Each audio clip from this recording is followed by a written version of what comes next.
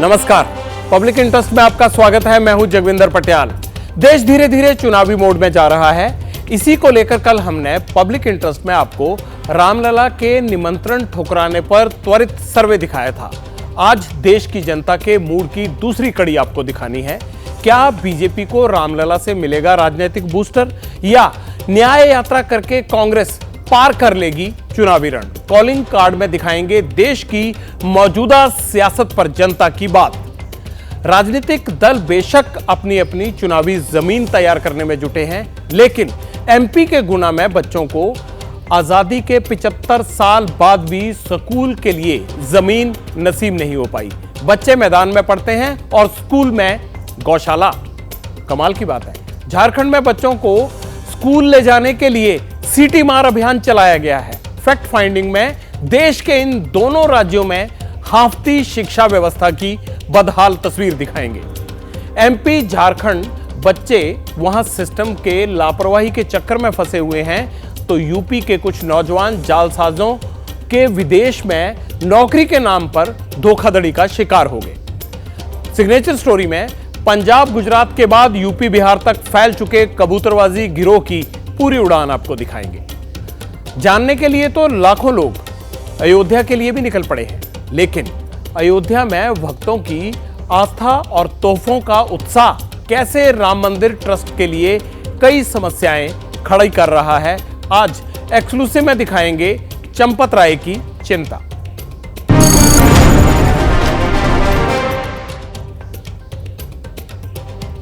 Public interest में कल आपसे वादा किया था कि लोकसभा चुनाव से जुड़े सियासी मुद्दों पर नया सर्वे दिखाएंगे, सवाल भी दिखाएंगे।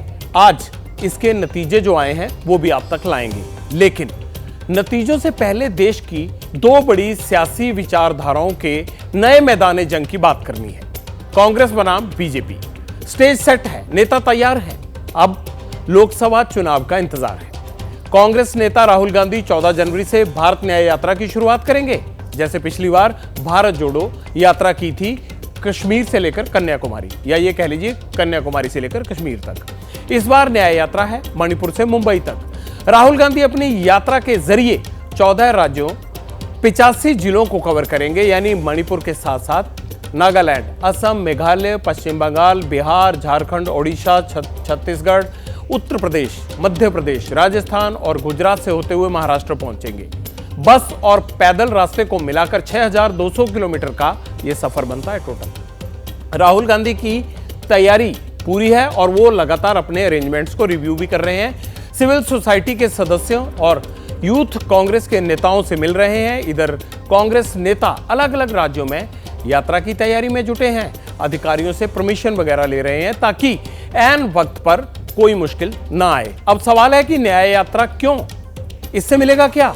जवाब सीधा है, लोकसभा चुनाव में कांग्रेस को मजबूत बनाया जाए, ज्यादा से ज्यादा सीटें लाकर इंडिया अलायंस में पीएम फेस के तौर पर उभारा जाए ताकि नरेंद्र मोदी को टक्कर दी जा सके। यह कांग्रेस की तैयारी है। राहुल नाम पर नैया पार करने के लिए सवार है कांग्रेस। कांग्रेस लोकसभा सीटों के समुद्र में गोता लगाना चाहती है। नैया पार होगी या वोट सागर में फंसेगी, थोड़े दिनों में इसका पता चल जाएगा। मगर बीजेपी की तैयारी क्या है? दूसरी बड़ी पार्टी वही हुई ना। बीजेपी क्या कर रही है? वही जो पहले करती आई है, वो उसी में जुटी हुई है। एक बार फिर अपने स्टार कैंपेनर यानी प्रधानमंत्री नरेंद्र मोदी के साथ चुनावी मैदान में उतरेगी। सुप्रीम कोर्ट के आदेश के बाद अयोध्या में राम मंदिर बन रहा है। अब 22 जनवरी को रामलला की प्राण प्रतिष्ठा होनी है।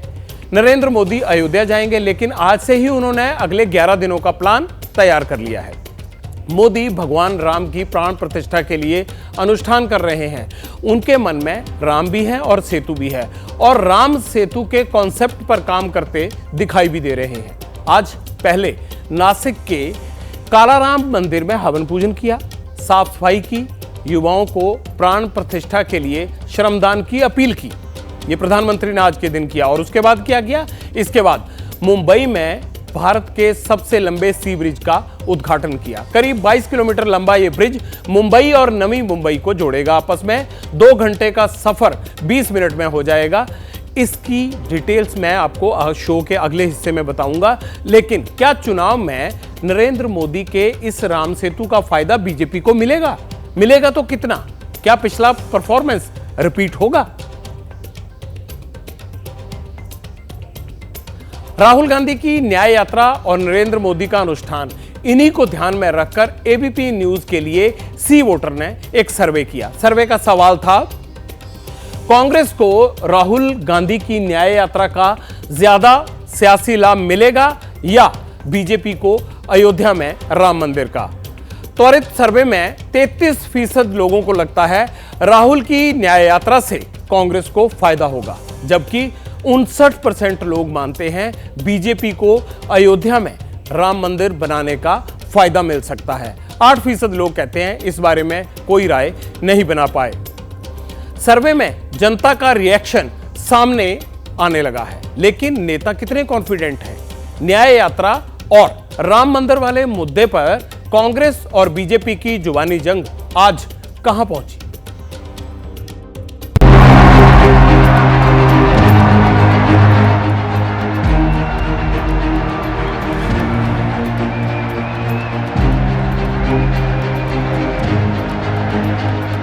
यात्रा का उद्देश्य है कि जो वंचित वर्ग है इस देश में, जिसको न्याय नहीं मिल पाया, चाहे वो गरीब है, किसान है, महिला है, नौजवान है, उनकी बातों को सुनना। जो अलायंस है वो मजबूत है। सीट शेयरिंग बहुत जल्द चालू होगी। लोकसभा चुनाव में परिणाम हमारे पक्ष में आएंगे, ऐसा मैं मानता हूँ। कोई फर्क नहीं पड़ेगा, वो 1000 यात्रा क्यों ना करे, क्यों उन्होंने 7 साल का जो यात्रा की थी उनके कार्यकाल में क्या किया उन लोगों ने? कांग्रेस ने कुछ नहीं कर पाया। उनका पास कोई कैरेक्टर नहीं है।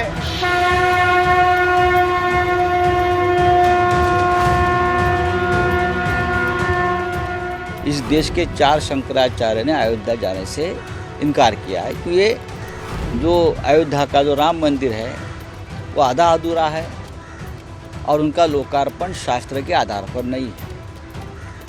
फिर भी देश के प्रधानमंत्री के कर कमलों से ये हो रहा है। तो मुझे लगता है 5वें शंकराचार्य हमारे मोदी जी हैं।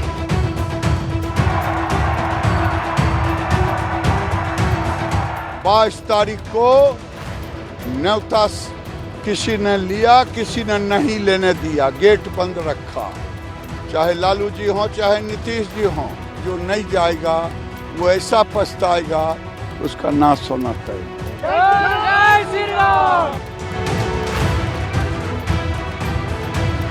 जो आस्था रखने वाले लोग हैं वो आज भी जा सकते हैं, कल भी जा सकते हैं, परसों भी जा सकते हैं। हम पे इतने उगार करना ये ठीक नहीं है। ये एक कॉन्स्पिरेसी है बीजेपी की, किसी को दुख पहुंचाना, किसी रिलीजन, किसी धर्म को, किसी गुरु को, ये हमारा मुद्दा नहीं है। कांग्रेस हो या कोई और पार्टी, सारा खेल वोटर का है। एनडीए के खिलाफ समाजवादी पार्टी का पीडीए यानी पिछड़ा, दलित और अल्पसंख्यक वाला फॉर्मूला है। वहीं मायावती को भी मुसलमान पर एतबार है। कांग्रेस का अयोध्या से दूरी बनाने का फैसला भी मुस्लिम वोटर्स को रिझाने के तौर पर देखा जा रहा है। लेकिन क्या सिर्फ एक कौम के वोट या सियासत के दम पर जीत हासिल हो जाएगी? इंडिया अलायंस में कई नेता हैं जो पीएम पद के लिए मोदी का मुकाबला करने का मन बना रहे हैं, जैसे नीतीश कुमार, अरविंद केजरीवाल, ममता बनर्जी। ये कुछ ऐसे नाम हैं। केजरीवाल गुजरात से लौटे हैं, माहौल बना रहे हैं, लेकिन फायदा कितना होगा? दिल्ली और पंजाब में जीत के लिए कितने कॉन्फिडेंट हैं? कांग्रेस का क्या होगा? इसी पर सी वोटर वाले सर्वे का अगला सवाल है। इंडिया अलायंस ने अगर सीट फाइनल हो जाती हैं तो पंजाब में किसे फायदा होगा? 26% लोगों को लगता है कांग्रेस को फायदा होगा। 35% लोग मानते हैं केजरीवाल की पार्टी फायदे में रहेगी। हालांकि 39% लोगों की राय है कि फायदा किसे मिलेगा, फिलहाल ये कहना मुश्किल है। अगर दिल्ली पंजाब में सीटों के बंटवारे को लेकर कांग्रेस और आम आदमी पार्टी के बीच में मीटिंग हुई, फिलहाल सीट शेयरिंग फाइनल नहीं हुई है, लेकिन आम आदमी पार्टी पंजाब में कांग्रेस से 6 सीटें चाहती है, जबकि दिल्ली में वो 3 सीटें देने को तैयार है। इस तरह की खबरें हैं कि आखिरी मोहर इस पर लगेगी या नहीं लगेगी ये पता नहीं है। इसी से जुड़ा सवाल हमारा अगला था। इंडिया अलायंस में अगर सीट फाइनल हो जाती हैं तो दिल्ली में किसे फायदा होगा? सर्वे में क्या जवाब आया निकल के? सर्वे में जवाब आया 28% लोग कांग्रेस के फेवर में हैं। उनका मानना है कि कांग्रेस को ज्यादा फायदा होगा इसका, जबकि 37% लोग ये मानते हैं कि दिल्ली में सीट शेयरिंग के बाद केजरीवाल की पार्टी को लाभ मिलेगा। 35% लोग इस सवाल पर कोई राय नहीं बना पाए हैं। कहावत है, तेल देखो तेल की धार देखो, यानी फिलहाल कांग्रेस और आम आदमी पार्टी दोनों एक दूसरे के सामने बहुत ज्यादा ऑप्शन छोड़ना नहीं चाहते, लेकिन अलायंस में रहना है तो फिर एडजस्ट तो करना पड़ेगा, मन मारकर ही सही भले।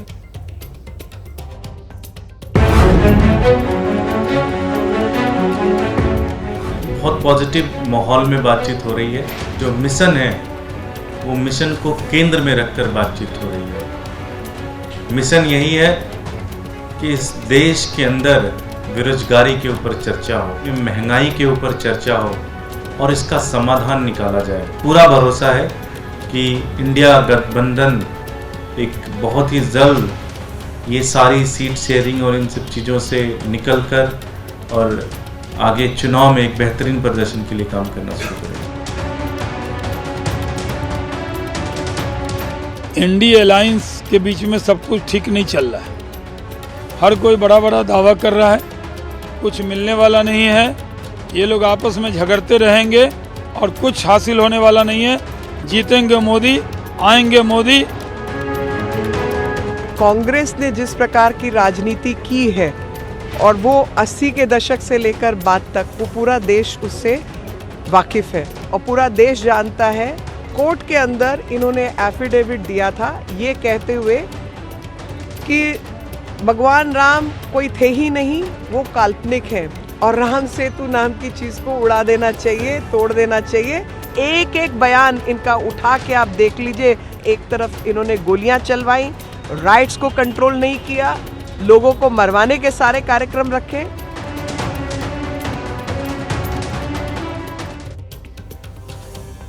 वैसे अलायंस की रामायण में एक किरदार मायावती भी है।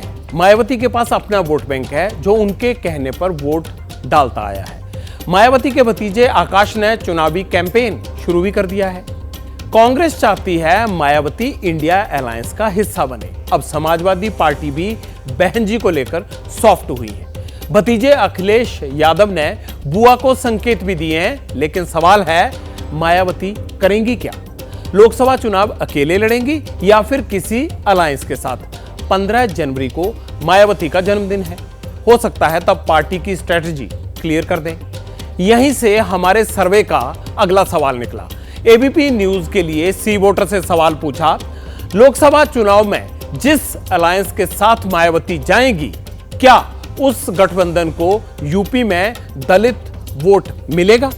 27% लोग मानते हैं कि मायावती जिस अलायंस के साथ जाएंगी उसे वोट ट्रांसफर करवा देंगी, लेकिन 62%, 62% लोग मानते हैं कि ट्रांसफर होने की बजाय ये वोट बैंक दूसरे दलों में बंट जाएगा।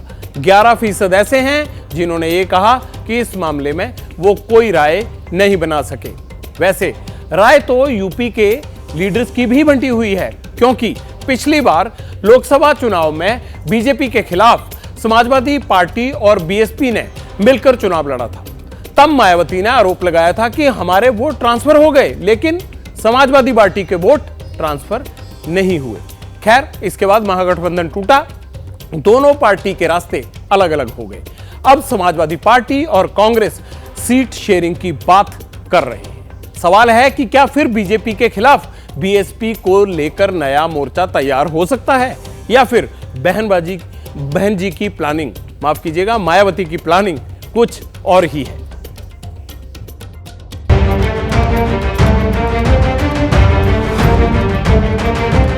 जहां तक बात है बीएसपी की, हमने तो उन सबको शामिल होने को कहा है जो दिल से भाजपा का विरोध करते हैं।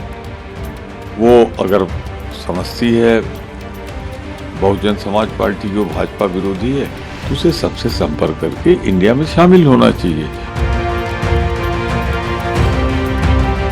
आप 19 में देखें, सपा, बसपा, कांग्रेस, राष्ट्रीय लोकदल चारों मिलकर लड़े। 51% वोट हम पाए थे। आज हमारा वोट 10% और बढ़ गया है। अब तो 100% में से 60% वोट हमारा है, 40% में बंटवारा है, बंटवारे में भी हमारा है। हम लोग उनका बहुत सम्मान करते हैं और अगर उनको प्रधानमंत्री का दावेदार बनाया जाता है तो हम मुसलमान साथ हैं उनके। यूपी से चलते हैं पंजाब, क्योंकि पेंच यहां भी फंसा हुआ है। पंजाब में लोकल लेवल पर आम आदमी पार्टी और कांग्रेस की तगड़ी अनबन है आपस में। भगवंत मान की सरकार बनने के बाद कांग्रेस के नेता बदले की सियासत का इल्जाम भगवंत मान की सरकार पर लगाते रहे हैं। इसीलिए कई मौकों पर खुलकर पार्टी आलाकमान के सामने पंजाब के नेताओं ने यह बात रखी भी। पंजाब में अलायंस होना ही नहीं चाहिए, ये कह रहे हैं वहां की लोकल लीडरशिप। ऐसे ही एक नेता हैं सिद्धू, पंजाब कांग्रेस के पूर्व अध्यक्ष भी हैं। कुछ दिनों से अलग ही मनमानी कर रहे हैं। पार्टी कहती है साथ दिखो तो अलग से प्रेस कॉन्फ्रेंस करते हैं। कांग्रेस के दूसरे नेताओं के खिलाफ जब दिल करता है या कोई उनके खिलाफ उल्टा बोले तो मोर्चा भी खोल देते हैं। खैर, आलाकमान किसी तरीके से डांट डपट करती रहती है। राहुल गांधी और मल्लिकार्जुन खड़गे के सिपाही खुद को सिद्धू बताते रहते हैं। सर्वे का अगला सवाल इसी तरह के नेताओं से जुड़ा हुआ था। नवजोत सिंह सिद्धू जैसे ज्यादा बोलने वाले नेता कांग्रेस को फायदा पहुंचाते हैं या नुकसान? सर्वे के मुताबिक 21% लोग मानते हैं सिद्धू जैसे कांग्रेस के नेता फायदा पहुंचाते हैं, जबकि 58% लोग ये मानते हैं कि सिद्धू की वजह से या उस तरह के नेताओं की वजह से पार्टी को नुकसान होता है। 21% लोगों ने कहा सिद्धू के सवाल पर कुछ भी वो अपनी राय बना पाए। बहरहाल, असल में गुरु का किरदार ही ऐसा है, अपने ही साथियों के साथ वो कभी उनकी बनती नहीं है, किसी न किसी बात को लेकर मनमुटाव चलता रहता है। खैर, आलाकमान तक भी कई बार मसला पहुंच चुका है। दिल्ली से पैचअप कराने के लिए नेता आते भी रहते हैं, मीटिंग होती रहती है, लेकिन नतीजा कभी नहीं निकलता। कई बार निकल भी आता है थोड़ा बहुत, मगर इस बार बात चुनाव की है, इसलिए इशारों में सिद्धू को साफ साफ मैसेज भी दिया गया है और ये कहा भी गया है कि अगर कायदे में रहेंगे तो फायदे में रहेंगे। अनुशासन की बात है, निश्चित ही एक मत में हमारी पूरी लीडरशिप, सभी कार्यकर्ता ये मानते हैं कि अनुशासन बहुत महत्वपूर्ण है और अनुशासन के बिना कोई भी पार्टी बहुत अच्छे से काम नहीं कर सकती। लिहाजा अनुशासन के ऊपर विशेष ध्यान दिया जाएगा। निश्चित ही संगठन के विरुद्ध कोई कार्रवाई करेगा, चाहे वो छोटा कार्यकर्ता है, चाहे वो बड़े से बड़ा नेता है, उसके खिलाफ कार्रवाई होगी। बीजेपी और कांग्रेस में बेसिक फर्क यही है, बीजेपी में टॉप लीडरशिप के ऑर्डर के बाद सारी शिकायतें, सारी नाराजगियां दूर हो जाती हैं। कम से कम पब्लिक प्लेटफॉर्म पर नेता बागी तेवर नहीं दिखाते। शिवराज सिंह चौहान हो, रमन सिंह हो, वसुंधरा राजे सिंधिया हो, इसका परफेक्ट एग्जाम्पल है। तीनों को सीएम नहीं बनाया, सबको मना लिया। लेकिन कांग्रेस में इंटरनल डेमोक्रेसी के नाम पर कई नेता बार बार राहुल प्रियंका की करीबियों को भुनाने की कोशिश करते हैं। कई बार प्रदेश की लीडरशिप को चुनौती भी दे देते हैं। इन्हीं सब वजहों के चलते कांग्रेस कलह का शिकार हो जाती है। लेकिन लोकसभा चुनाव में क्या होगा, इस बार जनता किसे सत्ता की चाबी देगी? पब्लिक इंटरेस्ट में चुनाव का हर update, opinion poll, exit poll से लेकर सबसे तेज नतीजे हम आपको बताते रहेंगे।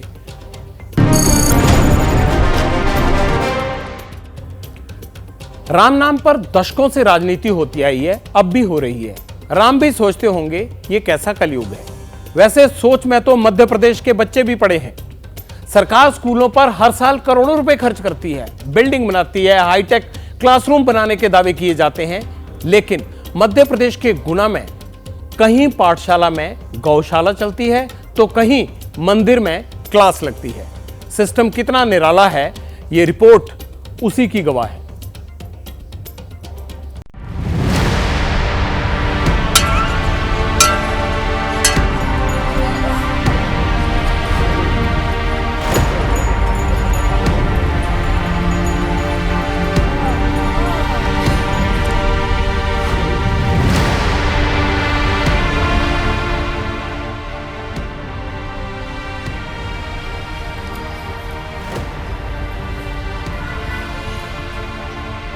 गेट पर कचरे का बड़ा सा ढेर, अंदर चलिए। प्रांगण पर गाय भैंस का कब्जा। पहचानिए साहब, ये है क्या? कोई भी कहेगा तबेला है हुजूर, लेकिन ठहरिए, आप गलत हैं। ये गौशाला नहीं, पाठशाला है।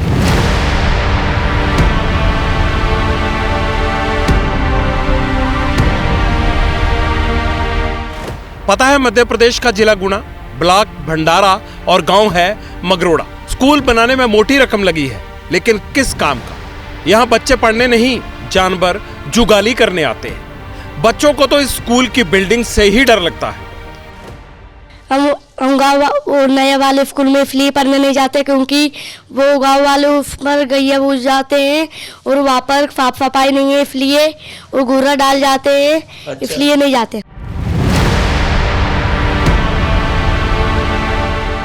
गुना में स्कूल को तबेला किसने बनाया? बच्चों की तालीम से खिलवाड़ कौन कर रहा है? मोहन राज में ये क्या हो रहा है? हमारे रिपोर्टर मोहन बघेल पड़ताल करने निकले। स्कूल के गेट पर ही कूड़े का गोदाम मिल गया। ये गुना जिले के भिडरा प्राथमिक विद्यालय का मुख्य द्वार है। मुख्य द्वार पर यहाँ पर आप देखें, गांव वालों ने यहाँ पर कचरा फेंक दिया है, मवेशियों का घूरा डाला है। खुशनसीबी समझिए जनाब, बच्चों के सिर पर 1970 में बनी जर्जर बिल्डिंग की छत है, लेकिन स्कूल में स्ट्रेंथ ज्यादा है। सब छोटे से भवन में नहीं पढ़ सकते, इसीलिए बगल में आंगनवाड़ी है और आंगनवाड़ी के आंगन में सालों से बच्चे पढ़ने को मजबूर। मजबूरी का किस्सा मासूमों से ही सुनिए। वो उसमें ना बहुत सारे ढांडे ऊपर उतर ना कचरा भी फेंक जाते हैं, जिसलिए हम इधर में पढ़ते हैं। यहाँ पर कचरा हो रहा है और ये गांव वाले वो भैंसे बूझते हैं और गंदगी हो रही वहाँ पर स्कूल पर। और गेट लग रहा था, वो तोड़ दिया। अफसोसजनक है, शर्मनाक है। सिस्टम को रत्ती भर भी गैरत हो तो चुल्लू भर पानी में डूब मरे। वैसे डूब मरना तो उन्हें भी चाहिए जिनके कंधों पर व्यवस्था को दुरुस्त करने का जिम्मा है। हमारे रिपोर्टर मोहन बघेल ग्राम पंचायत सचिव के पास पहुंचे। अव्यवस्था की वजह पूछी तो सचिव साहब भड़क गए। गांव की वजह से है सर, गांव के मवेशी बूझते हैं आके, जो गांव में फसल बनती है उनको आवारा पशु। गांव के रात को कोई चौकीदार थोड़ी है जो उनकी वो रक्षा करेगा। अच्छा हाँ, तो कितने मवेशी बूझते होंगे? कौन पता, 100 बूझ जा 50 भी बूझ जाते हैं। अपने पुलिस में कहीं कंप्लेंट की है? मार साहब से पूछो, मार साहब तो करिए। ग्राम पंचायत के सचिव हैं भाई, चौकीदार थोड़ा है, इसीलिए राजस्वरूप ठसक में है। इन्होंने हेडमास्टर के नाम पर शिकायत का बिल फाड़ा, इसीलिए हम उनसे भी पूछने पहुंच गए, शिकायत कहां की? क्या किसी ने सुनी नहीं? गांव वाले क्या करते हैं, उसमें गेट वेट तोड़ ताड़ के उसको अंदर कर देते रात को। उनकी फसल वगैरह नुकसान होता है, इसलिए कचरा वचरा घोरा भी डाल देती हैं। अब आके देखती, हम 2 बार में रिपोर्ट भी डाले आया हूँ। खाकी वाले गांव नहीं आए और स्कूल को जानवरों से आजादी मिली नहीं। मुद्दे को लेकर हमारे रिपोर्टर डीएम साहब के पास पहुंचे। अचरज तो ये कि डीएम साहब को भी गौशाला वाली पाठशाला का हमसे ही पता चला। किसी सरकारी बिल्डिंग पे कब्जा किया गया है, ये मेरे संज्ञान में आज भी आपके माध्यम से आया है और आज ही मैंने तहसीलदार को निर्देशित किया है कि वो मौके पर विजिट करेंगे और विहित प्रक्रिया का पालन करते हुए तत्काल इसमें कठोर कार्रवाई करेंगे। डीएम साहब, जिम्मेदारी तो आपकी भी है, वैसे कहां तक भागोगे? जिला मुख्यालय से 30 किलोमीटर दूर एक और नायाब स्कूल देखिए। अयोध्या में तो रामलला टाट से ठाठ में आ गए। काली भोट प्राथमिक विद्या मंदिर के बच्चों की तकदीर कब बदलेगी? सीएम साहब देख लें, डीएम साहब देख लें, बच्चे टाट पर नीचे पढ़ने को मजबूर हैं। ये रिवायत कब से चली आ रही है और क्यों? हेडमास्टर साहब के पास इसका पूरा ब्यौरा है। ये 2010 से स्कूल ऐसे ही चल रहा है। बच्चे अभी 78 बच्चे दर्ज हैं हमारे पास। फॉरेस्ट विभाग की पूरी ये जमीन है। फॉरेस्ट विभाग से बिल्डिंग बनाने के लिए मंजूरी नहीं मिल पाती है, इस वजह से बिल्डिंग नहीं बन पा रही है। पैसा इसका 2 बार पंचायतों में आ चुका है। एक बार सन 1913 के आसपास पैसा आया था, लेकिन परमिशन नहीं मिलने के कारण पैसा वापस चला गया था।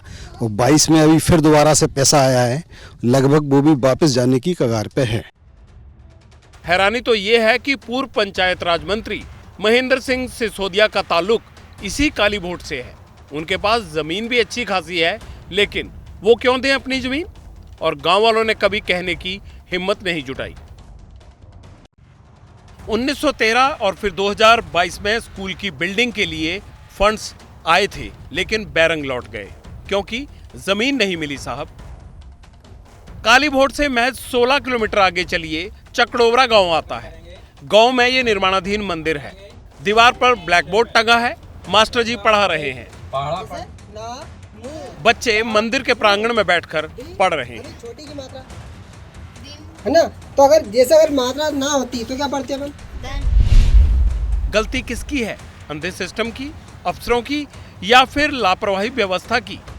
जिसकी भी हो, लेकिन स्कूल ऐसे तो नहीं होते, ये हम भी जानते हैं और आप भी।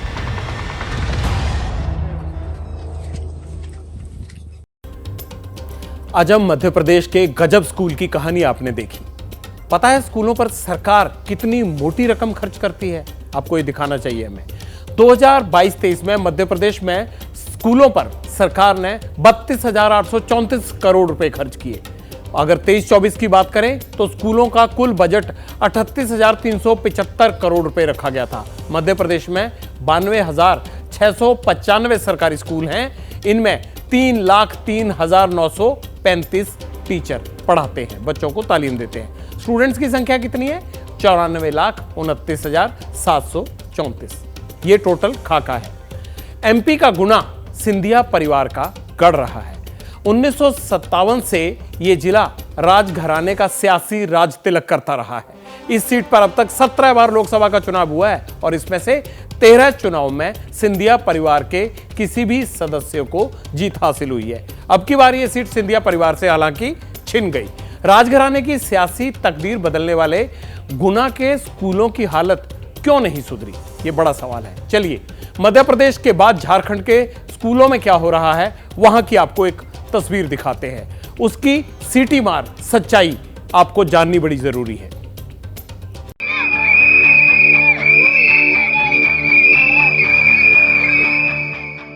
मध्य प्रदेश के गुना से 1000 किलोमीटर दूर झारखंड का सिमडेगा। ये बंगरू स्कूल के बच्चे हैं। बिगड़ैल बच्चों और सिस्टम को सुधारने के लिए सीटी बजा रहे हैं। कुछ कतार में खड़े हैं, कुछ बैनर पोस्टर लेकर निकल पड़े हैं। चाहे कोई गली हो या कूचा, हर जगह गैर हाजिर बच्चों की तलाश है। सीटी बजाकर उन्हें स्कूल बुलाया जा रहा है। ये फतेह परवीन है, बंगरू स्कूल की स्टूडेंट है। सीटी से क्या सिग्नल देती हैं, जरा इनसे ही सुनिए। बचपन में हम लोग जब बचाते थे तो सब एक दूसरे को खेलने के लिए बुलाते थे, और आज जो सीटी बजाया जा रहा है कि हम लोग के स्कूल का उपस्थिति बढ़े, सबको पढ़ने का मौका मिले। कि हम लोग के स्कूल का उपस्थिति बढ़ेगा तो हम लोग एक दूसरे से दोस्त बने रहेंगे। सिमडेगा ने देश को डॉक्टर सिद्धार्थ जैसे साइंटिस्ट दिए, सुमराई और सलीमा टेटे जैसे हॉकी खिलाड़ी। अब जब बंगरू गांव के बच्चे स्कूल से गायब रहते हैं, मिशन सिटी से कितना फर्क पड़ता है? बच्चों को पूरा गली गली मोहल्ला मोहल्ला हम लोग घुमाए हैं सीटी बजाते हुए। आज की उपस्थिति जो देखा गया है, कल से आज उपस्थिति बढ़ी है। इसमें हम लोग का स्कूल और बच्चों के लिए बहुत ही कारगर साबित होगा। गांव की गलियों में सीटी फूंकते ये कोई आम आदमी नहीं, सिमडेगा के डीसी हैं। नाम है अजय कुमार। अपनी सीटी से गैर हाजिर बच्चों को सबक देने और बिगड़ी व्यवस्था को सीधा करने के लिए निकले। उपस्थिति जो कम रहने का विभिन्न कारणों से, सामाजिक कारण भी उसमें शामिल है, उसको बढ़ाने में ये बहुत ही सफल प्रयास रहा है, सफल पहल रहा है सिमडेगा जिले में, और इसको पूरे राज्य में लागू किया गया है। इसकी जो आवाज़ है ये पूरे देश में पहुंचेगी। सिमडेगा में सपेरों की बीन से भले ही सांप न निकले, लेकिन बच्चों की बिसल से बच्चे घर से निकलते भी हैं और स्कूल भी पहुंचते हैं। बच्चे घर में ये बोल देते थे कि आज स्कूल बंद है और हम लोगों को मालूम ही नहीं चलता था कि बच्चे स्कूल क्यों नहीं जा रहे हैं। बच्चे जो बोलते थे वही मानना पड़ता था। लेकिन सरकार ने जब से ये पहल शुरू किया है, इससे दो फायदा हो रहा है। एक तो बच्चे जो है वो झूठ नहीं बोल रहे और स्कूल जा रहे हैं। उन अभिभावकों को मिलेगा जो अपने बच्चों पर पूरी तरह से नियंत्रण नहीं रख पाते थे। सिमडेगा में सिटी बजाओ उपस्थिति बढ़ाओ मुहिम चल रही है। पूरे राज्य में इसका जलवा है। सिमडेगा से 421 किलोमीटर दूर दुमका की तस्वीरें देखिए। स्कूल टीचर स्कूल के बच्चे अलग अलग मोर्चे पर सीटी बजा रहे हैं। गुरुजी गलियों में सीटी बजा बजाकर गैर हाजिर बच्चों को बुला रहे हैं। गुरुजी एक मोर्चे पर डटे हैं तो बच्चे दूसरे मोर्चे पर सीटी के साथ जंगल झाड़ियों की टोह लगा रहे हैं, क्योंकि बच्चे घर से तो स्कूल आते हैं और रास्ते में ही झाड़ियों के बीच न जाने कहां गायब हो जाते हैं। इससे बच्चे स्कूल आने के लिए प्रेरित हुए। जो बच्चे स्कूल नहीं जा रहे थे, उनके पेरेंट्स, अभिभावक थे, सीटी बजाओ की तरह उन तक ये संदेश पहुंच गया कि स्कूल खुला है, बच्चों को स्कूल जाना चाहिए। अगर बच्चे हमारे शिक्षित होंगे तो हमारा देश का भविष्य निश्चित रूप से उज्जवल होगा, क्योंकि शिक्षा ही समाज के विकास का आधार है। झारखंड के स्कूलों में बच्चे गैर हाजिर रहे, हेमंत की सरकार को ये गवारा नहीं। इसीलिए सिटी वाला सिस्टम डेवलप किया है। सिटी तो रांची का जगन्नाथपुर स्कूल भी बच्चों से बजवा रहा है। मकसद है कोई बच्चा छूटे नहीं, स्कूल से रूठे नहीं। लोग सीटी बजाते हुए, सब कोई नारा लगाते हुए गए, तो सारे पेरेंट्स को, हर बच्चे के पेरेंट्स को अच्छा लगा, तो सब बहुत ज़्यादा ही मोटिवेट हुए। और जो भी पेरेंट्स सोचते हैं कि ये अब सरकारी स्कूल है, यहाँ नहीं भेजेंगे एडमिशन करवा के, तो ऐसा कुछ नहीं। अब हम लोग का स्कूल है, सो स्कूल बन चुका है। जज्बे को सलाम, लेकिन अफसोस तो मध्य प्रदेश से आई तस्वीरों पर होता है।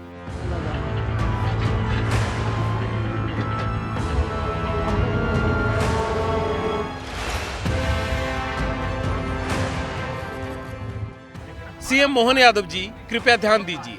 सिस्टम को सिखाइए, ऐसी मुहिम चलाइए, ऐसा कायदा बनाइए, बच्चे गंदगी में बैठकर नहीं स्वच्छ क्लासरूम में पढ़ें, ताकि आगे बढ़े। वैसे भी विद्या को देश की सरस्वती माना जाता है और देवी सरस्वती सफाई में निवास करती है, गंदगी में नहीं।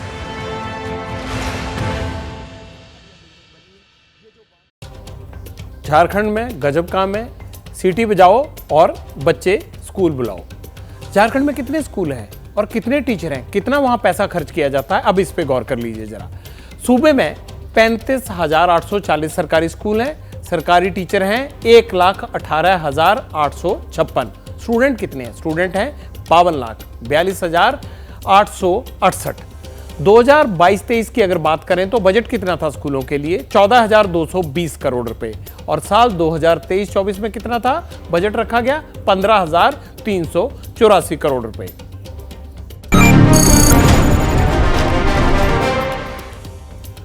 इन स्कूलों में स्थिति सुधरी या नहीं, पब्लिक इंटरेस्ट में दौरा करते रहेंगे और आपको बताते भी रहेंगे। अगर आपके आसपास भी कोई स्कूल ऐसे चल रहा है तो उसकी खबर हम जरूर दिखाएंगे। अगर आप हम तक पब्लिक इंटरेस्ट में वो आवाज पहुंचाएंगे, प्रशासन को जगाने के लिए हम वहां आने की कोशिश जरूर करेंगे।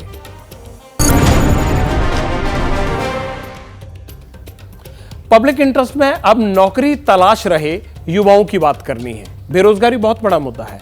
आज युवा डे भी है। वैसे बिहार हो या फिर उत्तर प्रदेश, विदेशों में नौकरी दिलाने के नाम पर नौजवानों को ठगा जा रहा है। ट्रैवल एजेंट्स विदेश भेजने का सपना दिखाते हैं, लोगों को लाखों रुपए की चपत लगाते हैं। पंजाब और गुजरात के बाद यूपी, बिहार में भी विदेश जाने का ट्रेंड बढ़ा है। क्या लोगों के साथ हो रही ठगी का सबसे बड़ा कारण ये बेरोजगारी ही है?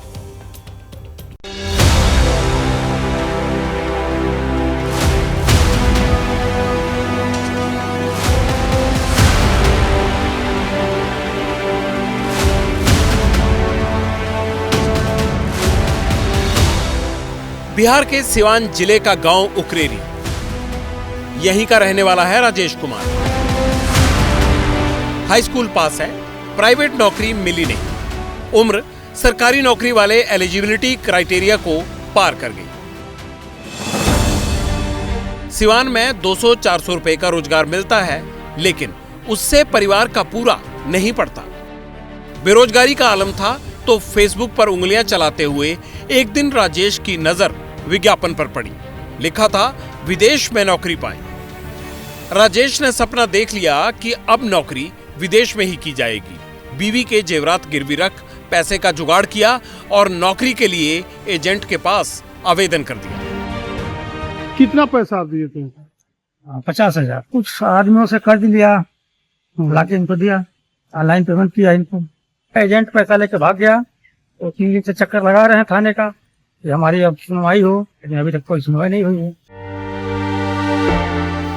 बिहार के सिवान से करीब 500 किलोमीटर दूर पश्चिम बंगाल के दिनाजपुर जिले के असुरागर गांव के विमल मंडल सोशल मीडिया पर सारी दुनिया का हालचाल जान लेते हैं। शटरिंग का काम करते हैं, कम कमा रहे थे लेकिन रेगुलर कमा रहे थे। एक दिन सोशल मीडिया पर मोटी कमाई वाला विज्ञापन दिखा। सपना संजो लिया, जहाज से जाएंगे, विदेश में डॉलर कमाएंगे। फर्जी निकल गया पूरा। हम कुछ ऑनलाइन में भी पेड किए, कुछ ऑफलाइन में भी किए। तो जमीन वमीन रख करके किसी से बेच से पैसा ले आकर किए, क्योंकि जाना है उधर, कमाना है, इधर देना है। दर्द तो विजय राजभर का भी यही है। विजय 8वीं तक पढ़े हैं। यूपी के कुशीनगर के रामकोला थाना क्षेत्र में शटरिंग और कारपेंटर का काम करते हैं। कमाई से परिवार का पेट नहीं भर रहा था। सोचा विदेश चला जाए, क्या पता वहां जाकर डॉलर ही हालात को बदल दे। सर 70,000 दिए थे।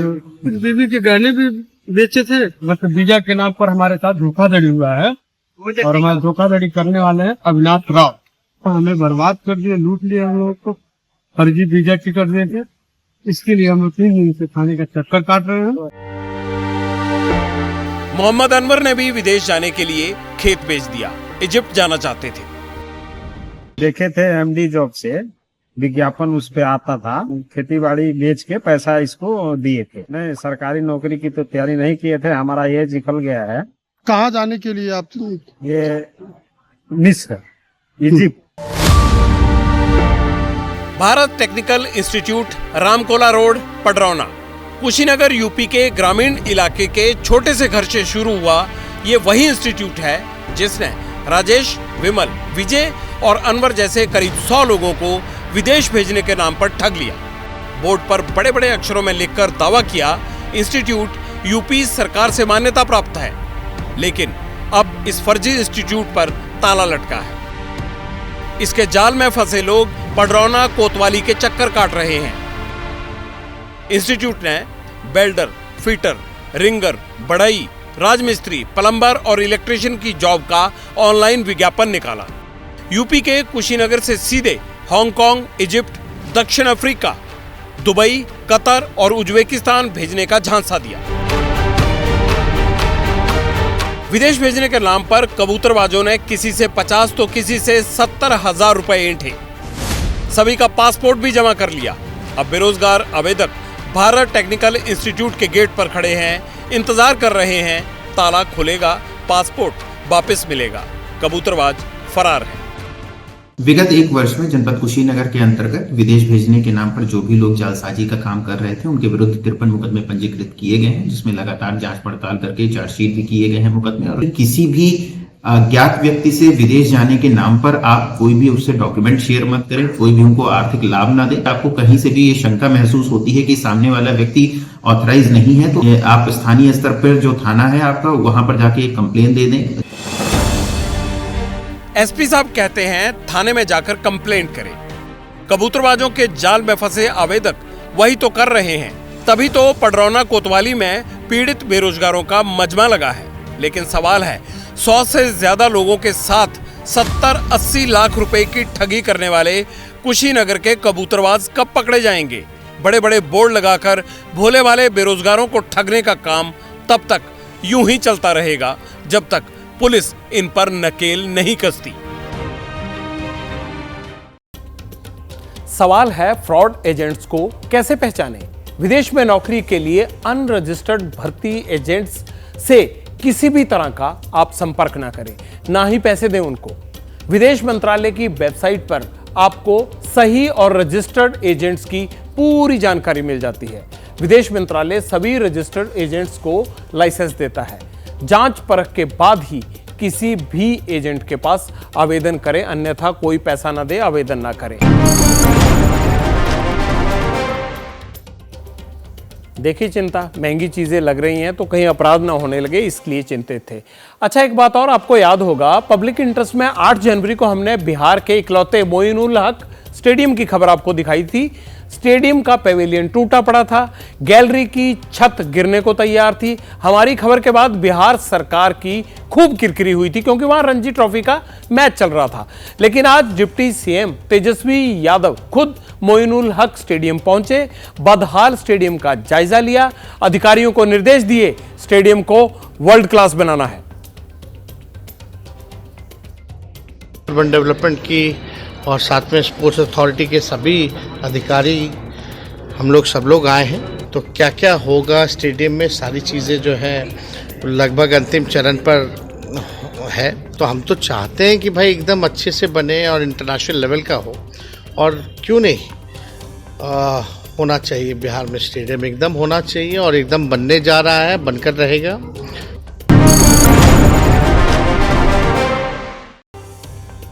अब आपको दिखाते हैं हौसले की उड़ान। तस्वीरों में आप आमिर हुसैन को देख रहे हैं। आमिर हुसैन कौन है? आमिर हुसैन जम्मू कश्मीर पैरा क्रिकेट के कप्तान हैं, उसकी टीम के, जम्मू कश्मीर के। दिव्यांग हैं, साल 2013 से क्रिकेट खेल रहे हैं। आमिर जब बॉलिंग या बैटिंग करते हैं तो हर कोई देखने वाला उनका मुरीद हो जाता है, जैसे आप भी मुरीद हो जाएंगे अभी थोड़ी देर में। बताते हैं कि आमिर ने महज 8 साल की उम्र में अपने दोनों हाथ गंवा दिए थे, लेकिन आमिर का जज्बा वाकई चट्टान जैसा है, जिसका हर कोई कायल भी है, और उन्हें ये खेलते हुए देख के बिना हाथों के हर कोई हतप्रभ रह जाता है।